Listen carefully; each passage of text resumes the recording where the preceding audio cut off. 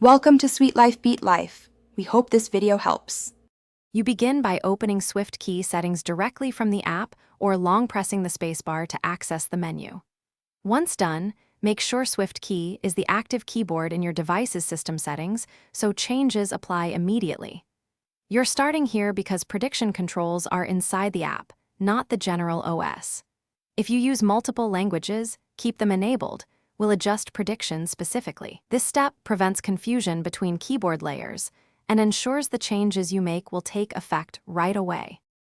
Next, navigate to Typing or Typing and Autocorrect in Swiftkey settings and locate prediction controls. Turn off Show Predictions to remove word suggestions and disable autocorrect if you want no automatic replacements. Once disabled, tap each active language under Languages and confirm prediction is off per language. Multilingual setups can re-enable suggestions for one language while keeping others disabled. This is why you check languages. Swiftkey stores settings per language, so a global Finally, exit settings and type in a message app to confirm predictions are gone. Test with short and long words.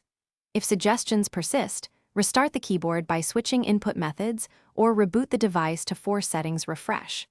Make sure to clear Swiftkey cache via app settings, or, if needed, reinstall Swiftkey to reset persistent state. If you reinstalled, restore only desired layouts, avoiding a backup that re-enables prediction. This troubleshooting tip resolves most lingering issues quickly. Thanks for watching. Consider subscribing if we helped you.